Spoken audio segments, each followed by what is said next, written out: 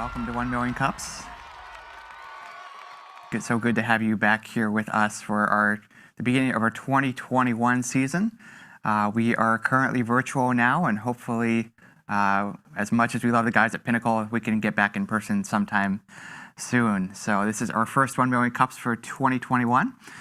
We see 1 Million Cups as a networking event for entrepreneurs, small business owners, startup founders, creators, anybody that wants to make something new, whatever that may be. 1 Million Cups, we are going to be hitting I believe our 8th year on March 6th. So we've been doing this a long time. We've had hundreds of speakers talk about all different sorts of businesses and nonprofits, and just a bunch of good networking opportunities have really come out of 1 Million Cups. People have started businesses together, hired one another, written books together, done all sorts of crazy things because they've met at 1 Million Cups, and we are continuing that tradition into 2021. So it's good to see a lot of familiar names on the Zoom. I see Chuck Hyatt, I see Trent Elliott, I see Jeff Mueller in person and on Zoom. Jeff Velkap, Tim Wilbur, Cool Simon, Jessica Armstrong, Austin Hanson, Sarah Lum, Sarah Carnes, Rick Altoff, Andrea Smith, Jason Honey, and then a whole bunch more people that are not sharing their camera. So just good to see all of you here with us on Zoom. First thing we like to do at 1 Million Cups is introduce any new people that have not been to a 1 Million Cups before. So if you've never introduced yourself, or have never just said hello to the 1 Million Cups community, now is kind of your chance to do that. So if that's you, just unmute yourself and introduce yourself. Say, hi, my name is Matt Paulson from MarketBeat. This is what I do, and this is what I'm hoping to get out of 1 Million Cups. So do we have any first-time guests with us today on the Zoom? I suppose I can go first there, Paul. Although we all want to be you, but my name is Qual Simon. I am Director of Community Engagement at ACE Academy, and what I'm looking to get out of 1 Million Cup is just connection and organic conversation, and I look forward to the speaker and just good networking and community. So, awesome. Good to see you, Cole. Hi, Likewise. I'm Jessica Armstrong. I am first time attending virtually. I am with Bailey, an accounting firm in Sioux Falls. We are supporters of Zeal and other wonderful entrepreneurial efforts. Just happy to be here today, and it's a great way to get to learn about what's going on and what's coming up. Awesome. Good to see you, Jessica. Good to see you.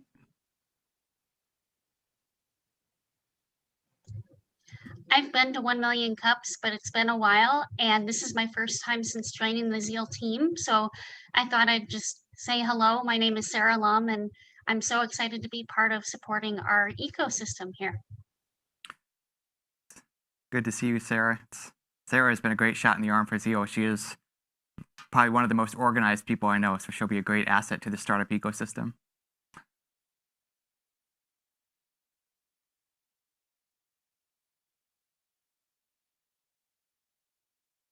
Well, if there aren't any others, we will kind of move on to our next agenda item, which is our calendar of events.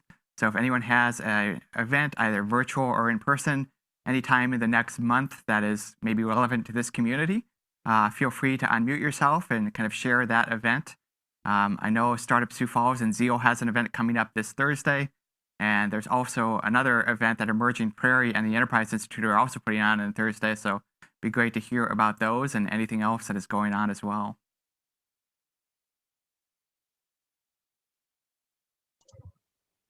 Well, I guess I can kick us off.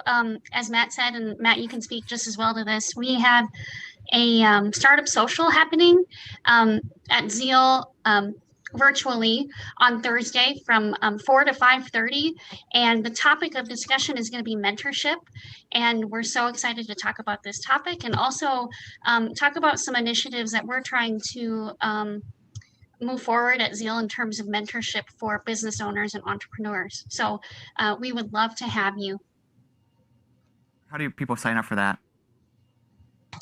You guys can check it out on Facebook and Eventbrite. If you want to be eligible for the prizes, I would look at the Eventbrite page. There's also some deals. You can get like 30% off at JJ's, and there's a couple of gift cards that are going to be given away at that event. Cool.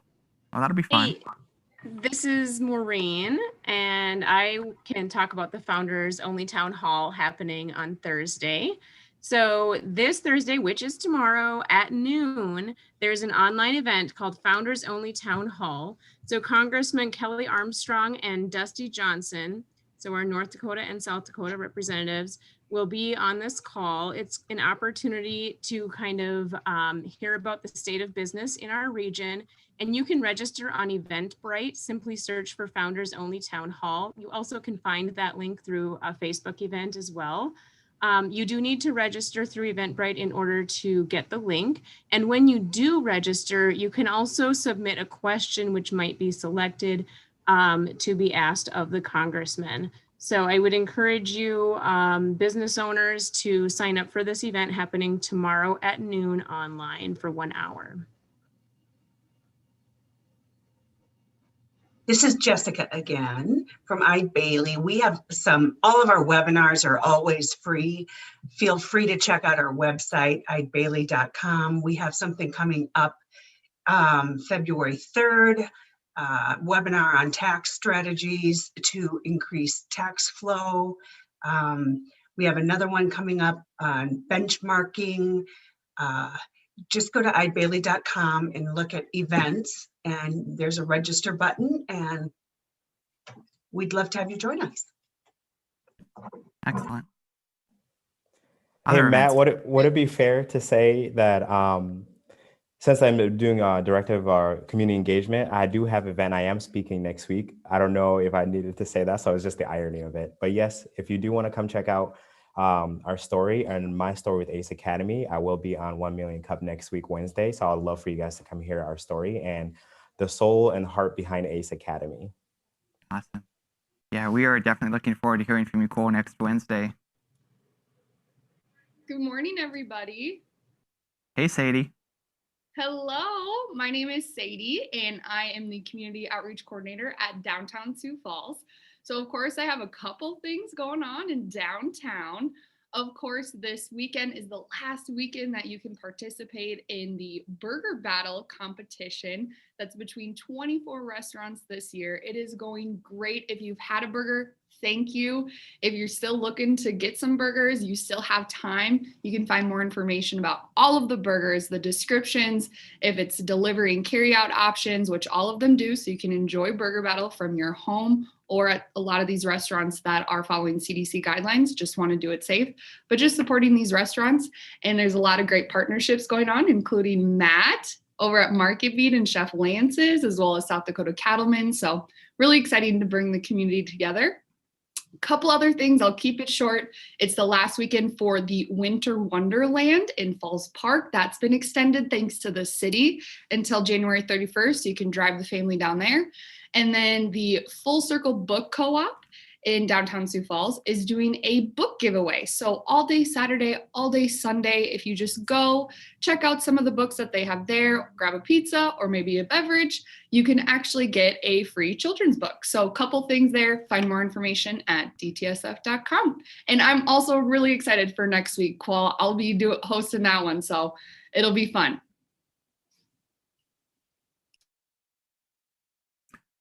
Any other events? Yeah, I have an event coming up. Jason with Trail Ridge here. It's out in the future a little bit. It's actually February 19th, but I don't know how many more of these meetings I can make on the next few Wednesdays here. Thanks for getting these fired back up again. Really appreciate it. I love coming to these. Anyway, Trail Ridge, we had an event at the South Dakota Military Alliance. That's the old Badlands building out there off Russell. Back in December, and we labeled it downsizing, but we partnered with the Fisher sisters, and it was more of a realtor selling your home in today's market. And because we've done downsizing events before, there was some people there that were a little wondering why we didn't talk more about how to get rid of your stuff and how to downsize and how to make that move into something maybe a little smaller. So on February 19th, where we're going to go 9 a.m. in the morning at South Dakota Military Alliance, we have a person, Deb Sorensen, that Trail Ridge has worked with for years, who can help you sell your stuff, host an auction. She can help you pack and downsize and get rid of stuff, what to donate, what to sell, what to keep.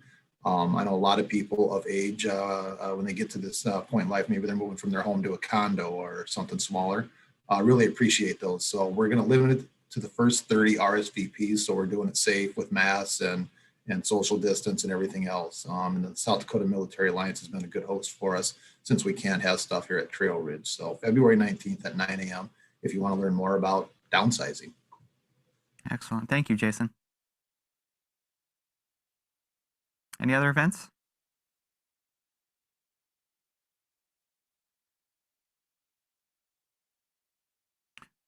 Well, hearing none, we will introduce today's speaker. With us, you guys can't see it right now in the studio, but sitting right next to me is Michael Zuercher, formerly of Zuercher Technologies in Central Square, and now of a new kind of enterprise tech startup called Prismatic. And I've had the opportunity to follow the Prismatic story for a little while now and impressed with the technology and where it's going. And I think could be one of Sioux Falls' kind of next great software company. So Michael, I'm not going to try to mutilate what your business does, so I will kind of turn it over to you, and we'll hear what Prismatic is all about. Great. Well, I mean, thanks for having me. It's great to be here. I have made it to several million cups over the years, but have often been unable to make it on Wednesdays. And honestly, I've enjoyed the virtualness a little bit because it's easier to make it to some of them. So great to be here. I'm with Prismatic, as Matt said. We are a 8-person tech startup. Focused in kind of a enterprise software space, and what we do is provide an integration platform for B2B software companies.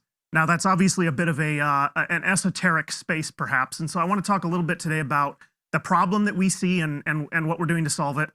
And then I guess just give a little bit of an update on where we're at, what we've been doing, what it's looked like over the last 12 or 18 months being a Falls-based software startup. So let's start with the problem that we're solving. Software runs the world at this point. And, I think that's increasingly true probably every year for a long time. At this point, it's very, very true. And the kind of thing that you realize is that a lot of the software running the world, whether it's in industry or, managing just about everything in our day to day, a lot of it you've never heard of. A lot of it is from software companies that are in this, kind of mid-market or enterprise space, really niche solutions to vertical markets. So whether it's a software company that provides scheduling software to the biggest airlines in the world, or whether it's the software that runs power plants, that I have no idea who that is, but somebody's providing the software that runs power plants. You have all of this software that exists, more of it exists all the time. It's increasingly narrow niches. There's more of it all the time. So I think that's all pretty, clear to people. The other thing that becomes clear when you realize there's more and more of it is that it's more and more that it all talks to each other. So there have been classic examples of this for a very long time. Your CRM in your business needs to talk to your finance package, for example. None of that is new. But what's kind of happened over time is that you've had more and more of these solutions, which ends up with kind of a cross-product problem where you have more and more things that need to talk to each other. Now, that has been true for a long time in the enterprise. And enterprise companies, if you're the Fortune 1000 or you're a big company, you've historically solved that problem yourself. You've purchased a product like Dell Boomi as an example, or MuleSoft, or Informatica, if you've heard of any of those. And those allow enterprises to connect their own things together. Well, what's happened is the demand for that kind of integration has expanded beyond the enterprise. It's expanded beyond the mid-market, and it essentially covers, the entire B2B software market at this point. So that's great. And what it means is software companies have been increasingly kind of forced, if you will, by the market to provide lots of these integrations. Now, this is a visceral problem for me. At my last company, we were absolutely had this problem. We had something like 400 unique integrations that served a couple thousand customers, where each customer had something like 5 of them. And so you had this heavily heterogeneous environment where integrations were just a giant problem. And there are a bunch of things that make this a hard problem for a B2B software company. I think, one is that it tends to touch most of your company. It's not just a build software problem. It's also how do you deploy it? How do you support it? How do you know what to build? Additionally, you have to work with not just internally to your company, you have to work with your customer. You have to work with the third party that is their other vendor, so to speak. And you have this complicated environment where, a lot of it is out of your control. So it ends up being a hard problem. It ends up just burying enterprise software companies. And you end up spending more and more of your time on that and less of your time on core product. So that is the problem. This is not a new problem. It's a problem that's been solved for various pieces of the, of the market, I guess, in various ways. For example, if in the stack of marketing products, this is solved with some specialty platforms that allow marketing apps to hook to each other. Zapier is an example that largely plays in that space. But it's not really solved for these like weird niche vertical markets. So that's what we set out to solve. And we were scratching our own itch. We started about 18 months ago. Me and my 2 co-founders spent a bunch of time, thinking through how we saw the space, who we thought the market was, those kinds of things. And then we, hired a team. We have 8 people now, and we started building last December. So here we are about a year in, a little more than a year in. And I guess kind of moving from the problem to like what we see as the solution and where we're at, we believe our thesis, I guess, the overriding thesis is that some of this integration problem is exactly the kind of thing that enterprise software companies should be solving. And that part is the part that is specific to their domain. So going back to a previous example, if you are the software that does scheduling for airlines, you know more about scheduling airlines than anybody else on earth probably. You should be doing the domain-specific parts of those integrations. What doesn't make sense is for you to also be doing the specialized platform for this, to be doing the way that you provide logging to your customers, to be dealing with how you manage customers and who has what and all their credentials and keeping all that secure. There's a bunch of this problem that is the same no matter whether you're scheduling airlines or managing factories or managing marketing software. And what we aim to do is abstract everything that isn't vertical specific, that isn't domain specific, such that you as a software company can focus more on, the domain as this, that's what that allows the software company to focus more on core product. So that's what we're building. We've built a platform. It's in the cloud. It handles a bunch of different kind of parts of this problem that, probably go beyond the scope of today, but essentially abstract as many of those non-domain specific things as possible to allow companies to focus on the domain specific things. So we've spent the last year doing that. We built product. We were fortunate to be able to have a whole bunch of conversations with companies, that are, I guess, potential prospects, but to a large extent, we just wanted the feedback. And we talked to companies large and small in all kinds of industries. And I think we're, essentially validated on kind of our original hypothesis. And so we've continued doubling down on that. We've built a whole bunch of product. We now have a product that is live as of December, as of last month. We took our first kind of paying customer live last month, which is a decent sized enterprise software company in the ag space. So, we're to the point now that we've got probably a bit beyond an MVP. We have a fairly polished platform that is usable by enterprise software companies. And we're now to the point that, we're just continuing to have conversations where we're talking to more prospects, and now it's time to kind of figure out, where to go next as we continue to grow the value proposition and grow the product. So, what that means is it's time to start doing more go-to-market activity. We've done a lot of have conversations and learn. Now it's time to start thinking about, actually doing outbound and finding customers and scaling the go-to-market side of the business. We're also to the point that we have more conviction about what we're doing. We feel like we're closer to product market fit. And that allows us to double down on the actual, R&D side. So it's time to start growing the company a little bit more. It's time to start, focusing on how to really win in this marketplace.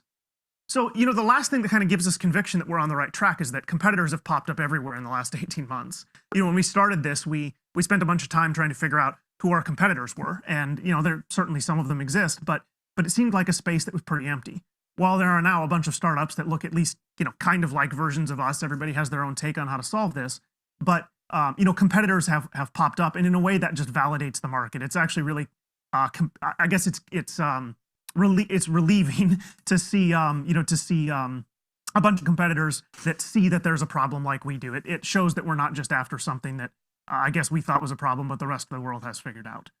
So we feel really good about where we're at. We've had a great 12 or 18 months. I continue to believe Sioux Falls is a great place to build a software company, to build a startup. People complain it's cold, but other than that, I guess everybody seems to agree it's a pretty good place. So, we're dedicated to continuing to grow here. We're thankful for the community around startups in Sioux Falls and everything that everyone has done.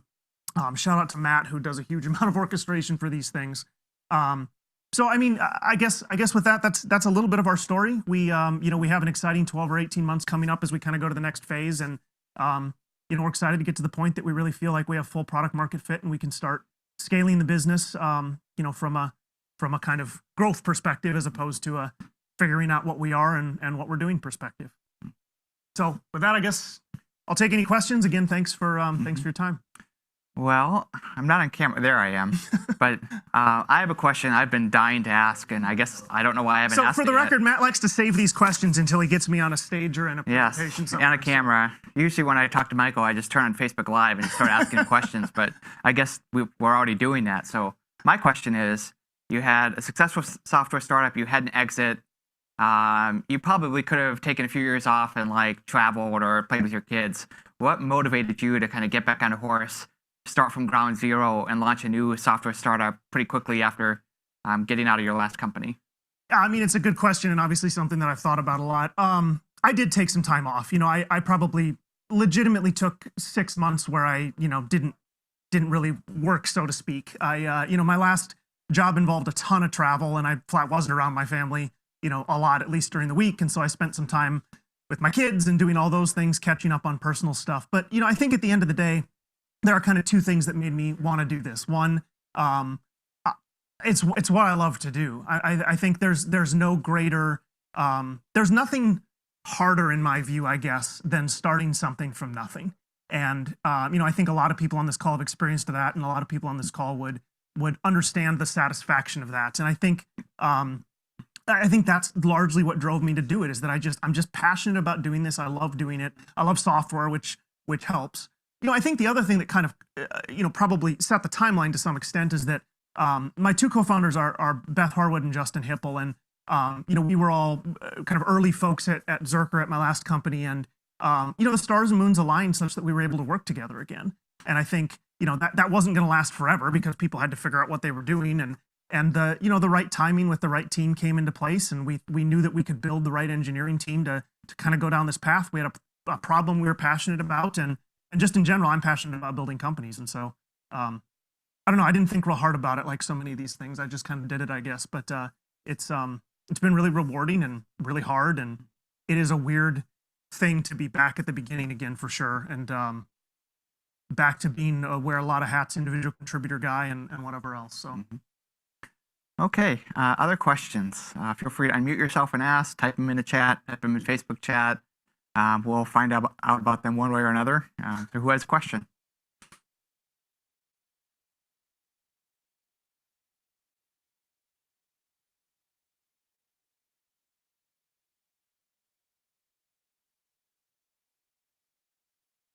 Am I the only person that has a question for Michael? I suppose I could ask another one. Go for it. There we go. Oh, we have a question. How has the pandemic impacted the process, if at all? I think we, to some extent, got lucky with the pandemic. I think, we managed to hire kind of the initial team in December and January, obviously before all of this struck. And so the team got to spend some time together, kind of gelling a little bit and getting to know each other. Obviously, we've grown the team a little bit since then, but I think we at least got to get some of the core stuff in place from a culture perspective. I think software companies have it easy in that, most people can work remotely in a software company. It's maybe not ideal in some ways. I think you lose some collaboration. Technology doesn't replace all of the in-person experience, but we haven't had any really significant impact that's negative, I would say. As long as the general software market stays strong, which I think it will, our customers will be strong and we should be able to grow. Thank you for the question, Sarah. We have a question. Oh, they're coming in now. Next question is from Sadie Sweer. Can you describe your leadership journey and what you've learned in the transition of growing a team? Yeah, I think, the last startup that I did went for 14 or 15 years before I exited. It grew from one person to a few hundred. And, that is the job at the end of that is completely different than the job at the beginning. Yeah. And so, a lot of that was somewhat gradual. You learn a lot of things during that transition. Yeah. I think the most jarring thing to me was going back to the beginning. I think all of a sudden being back to where, everything moves a little bit slower when you have 8 people instead of 300. You have a bet that you want to make as a company and you can only move so fast on it. And that's a little bit frustrating in some ways. It's completely natural, but it's a little frustrating. I also think the way you lead a bigger organization, you spend a lot more of your time just on communication. You set, picture stuff and you communicate it a lot and the rest just happens, with your executive team or whatever. In a startup, everybody's involved in everything. And that's a pretty different kind of leadership and refreshing in a way, very different in a way. It was a bit jarring to go back to it. But it's been great. And we've been successful, which makes it, probably a lot easier and a lot more rewarding. So next question is from Jason Honey. He says, if you had to guess, do you think this is the last company you're going to start, or are you just going to keep on doing this? Oh gosh, I have no idea. I think I view these things, if they go well, they're a 10 or 15 year thing. Most overnight successes have been going for 10 years by the time you hear about them, or 5 or whatever. And so, I'm in this for the long haul. I have no idea what's next. I guess we'll figure that out when we get there. Sure. Question from Sarah Lum. Are most of your team programmers? Are you able to find most of your talent in state? So maybe just give us a breakdown of who's on your team. Probably should have done that. That's my mistake. So one of my co-founders, Justin, is a programmer. He was the VP of engineering for much of the time at Zuercher, and kind of an engineering leader. Then he's got a team of 3 engineers, three developers. We then have one more developer who's actually in marketing, because so much of our customer base is engineering that we essentially have to market with really technical marketing literature. And so although he's an engineer, he's not writing production code. He's helping take this to the market, I guess, through developer channels. And then we have my other co-founder, Beth, runs marketing, and she has a digital marketing person who's managing the the early go-to-market stuff. From here, we'll grow out sales. That's probably kind of what's coming next. As far as in-state, yeah, we've had great luck finding talent in Sioux Falls. That only goes so far just because of the numbers, and we'll probably end up with wherever we can find good people. But I don't expect in the current environment that Sioux Falls will limit us from a growth perspective anytime soon. So Sure. Question from Wendy Dooley. Hey, Wendy. We're fortunate to have a founder in our community like Michael. Do you see Prismatic as a solution for most business sector, or is there a niche that, what types of companies are you going to serve? So, we are very focused on being a horizontal solution, meaning work across verticals. So, of course, because to some extent we're scratching our own itch, we believe that we're a good solution for, for something like public safety, but also for ag and also for healthcare and also for finance. And the list goes on and on. There are probably some verticals that have better size and shape to kind of make a Prismatic-like thing make sense. But we're absolutely not focused on any one vertical, and I think it's highly unlikely we will be. We think we can enable the companies that are already in those verticals, who already know those verticals, to do them better. And we can be the horizontal solution that abstracts the non-domain specific, non-vertical market stuff. Awesome. I want to ask another question, Michael. You're at your kind of first customer stage. Mm-hmm. What are the next steps to grow the company? Is it to get to 10 customers? Is it to raise money for your business? What do you see as your next kind of growth and kind of growth goals, I guess? Yeah, so I think, absolutely the next step is, pick whatever the next number is, right? 1 customer, 10 customers, or get your recurring revenue to 100,000 and then to $1 million. You can pick kind of arbitrary mileposts, and certainly we're driving toward what's next there. I think the main thing we need to focus on is, now that we understand that we have increasing conviction that we're on the right track from a thesis perspective, we need to double down on that from an R&D perspective and a product value proposition perspective. We also need to start talking to the market more. The reality is 99.99% of our addressable market doesn't know we exist, and that's fine. That's by design. We wanted to make mistakes quietly and small, but now we're kind of the next phase of, it's not time to hire 100 salespeople and go bananas, but it's time to start doing real outbound sales. It's time to start trying to generate leads, and it's time to start proving that we can speak to the market in a way that resonates. That's kind of the next step of proving product market fit from my perspective. As far as raising money, I think that to me is a means to an end. Where we need to get is we need to prove a go-to-market. We need to get to 10 customers or 100 customers. It's very likely, almost certain that along that way we need to raise money. But I don't look at raising money as a finish line or a result, or it's not what you're going for. It's the tool to get you where you need to go. And so that's certainly probably something we'll do this year. Awesome. So I have a question from Brienne from Zeal. Hey, Brienne.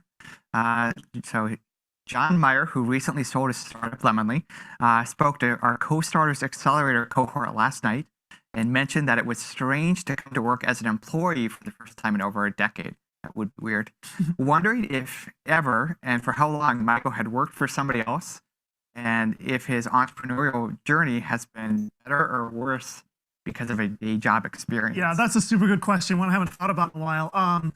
Yeah, so in a way, I sold Zuercher twice. In 2015, we sold to private equity, and it got merged with a company that was kind of in a similar part of the market as us. But we kept operating essentially standalone, and we kept doing what we were doing. So, we stayed in Sioux Falls. I stayed the leader. I lost almost no autonomy, although I did have a boss, and I had a W-2 for the first time in my adult life. I thought that would be more of a thing than it was. It turns out the CEO that I reported to was one of the smartest, best people I could imagine working with.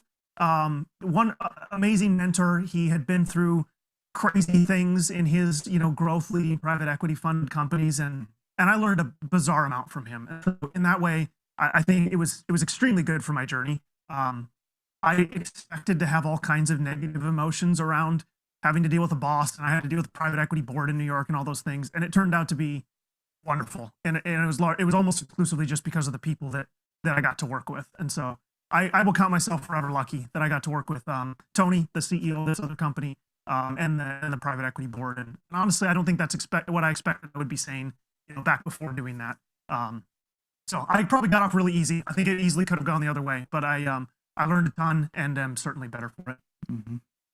Yeah, I feel like that's always one of the biggest fears about selling a company, sure. is you're going to have a boss and you're not in charge anymore. And somebody might tell you to do something you don't want to do, and like, how do you deal with that? So it's, And when that's private equity that has never heard of South Dakota or public safety, it really makes you wonder. But it went super well. That's good. Other questions? Feel free to unmute yourself and ask on Zoom. That's totally okay to do that, or type in the chat, or anything like that. This is Qual here. My question is coming from a technology sales world, and when I worked in corporate world. It says here on your company that enable customer self-service. What I've seen with customer self-service is that sometimes with technology, you have to train people. How does training look like for your company for clients or customers? Because I think that's very vital when you have a self-service mechanism that's part of your company. How do you evolve training for that? Yeah, so I think the way we see it is that we're a platform that enables B2B software companies to build self-service experiences for their customers. And I think you're exactly right. I think the thing that makes it challenging, and this kind of speaks to the integration problem in general, is that it's a little bit different in different vertical markets. It's different depending on who your customers are. If your customers are IT departments in big factories, that's different than customers being small business owners, for example. And so I think to some extent, we have to leave that experience to our customers as they serve their customers. Certainly, I think you make a good point. There are things that we can do to enable that. But, we're trying to enable kind of the technology platform and not mandate, I guess, the way some of that goes to our customer's customer. Because we see that as a place where we don't know the domain. We don't know who those people are. We don't know the best way to serve them. What we need to do is enable the technology experience such that they can enable the customer experience. Thank you. Other questions? Hey, Michael, I have a question. How do you show value in what you do to people who might be more technologically illiterate, some of those key decision makers who just don't get it? I mean, obviously that's the $1 million question, right? I think that's one of the hard things about figuring out how to speak to an enterprise market. I won't say we've 100% solved that problem, but I think, we're at the point where if you have this problem as a company, at least at scale, you probably know it all the way at the executive level. If you're spending 40% or 60% of your R&D time building integrations and not on your core product, the CEO of the company knows that, right? Or at the very least, the CTO knows that. And so, I think our challenge is to present a solution that is believable and is bought into by those who will be using it, which in our example is kind of, the technology part of the company, the R&D part of the company, and also the services part of the company. I think then the value prop from just an ROI or a financial perspective becomes pretty easy to the CEO and CTO. Because it's such a large scale problem for so many companies, I think you can pretty easily sketch out, why this is a pretty good idea. I think the hard thing for us then is to get to a point where all these different constituencies in a company, the technical side, R&D side, the services side, the support side, et cetera, all buy into the idea that this will actually solve a problem that they've probably never been able to solve. And I think that's probably harder than figuring out how to communicate to the non-technical, because I think that kind of follows with a pretty obvious ROI if somebody believes that this is the solution in the, the other pieces of the company. I have a second part to that, I guess. Do you see that those people might be trying to keep control of their parts, so they might not want to follow the integration process because they kind of lose power? And how do you deal with that? Yeah, I mean, so I say this as somebody who used to be a software engineer and at least is still somewhat technical and has a huge amount of respect for many technical people. The last people who ever want to bring anything in from the outside to do part of the equation are software developers, right? Like if they don't completely control it, it's scary. If they don't completely control it, it's risk. They're not completely wrong about that. And so I absolutely believe that's a hard thing. I think it's a little bit less the classic, I don't want to outsource this because I want to control it philosophically. I think it's much more I don't want to have a dependency on a third party that isn't Amazon or isn't Microsoft or whatever. And so I think we absolutely have that challenge. That's one of the reasons we put so much energy into building a solution that is really good for developers. That's why we have that position that I talked about. A guy named Taylor is our developer advocate. He's a software engineer, a proper great DevOps engineer who is in the marketing department, working on communicating to technical folks why this shouldn't be as scary as it probably comes across at first. So you're spot on. That's absolutely a challenge, and one of the many things we have to address over the coming years as we get better and better at go-to-market.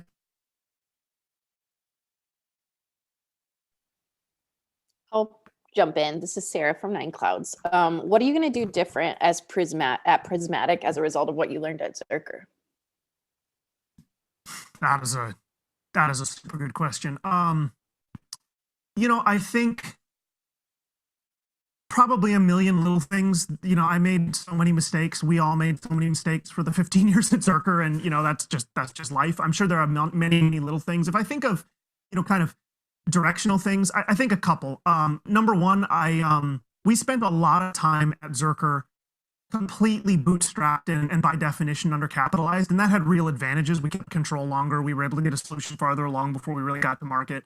But I think we probably did that for too long, and that's something that I think we won't do this time around. Or in fact, we haven't done this time around with Prismatic, given that we already have we had 8 people before we had any revenue. So I think that kind of mindset shift, certainly came from my experience at Zuercher.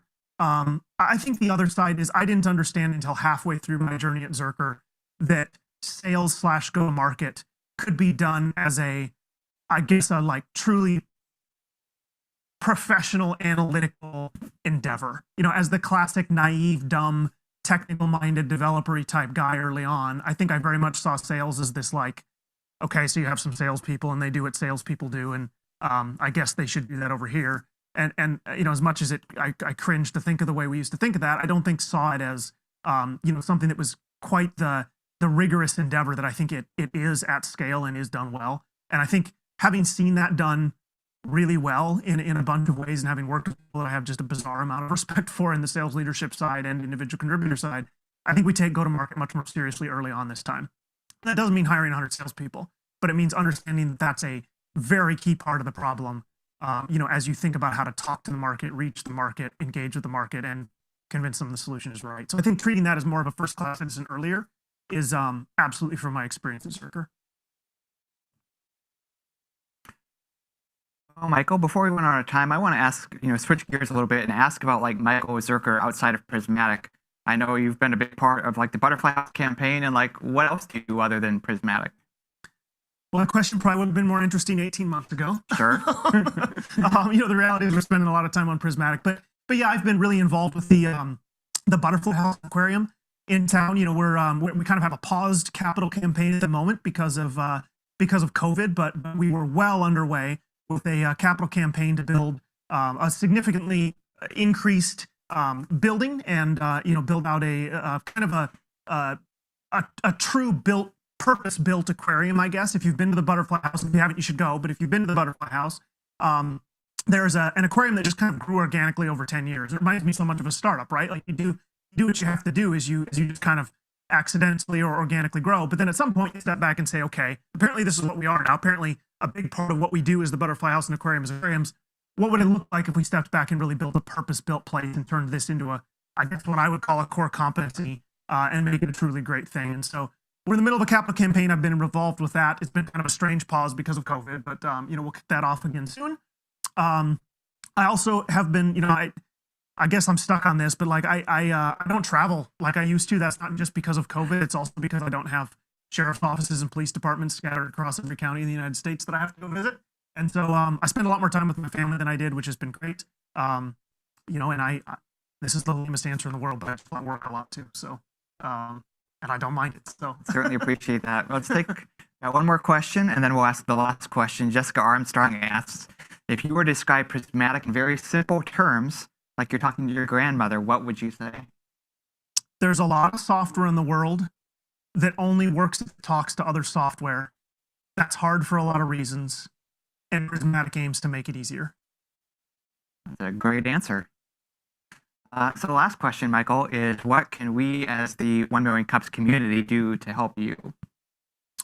I think the same answer that I hear so many people give is exactly my answer, which is, you can help us by sharing our social. Absolutely. If you know somebody who is in an enterprise software company, there aren't a ton of them in Sioux Falls, but if you know somebody who's in an enterprise software company, we would love to get feedback from them. We'd love to understand whether they think we're idiots in the way we're thinking about this.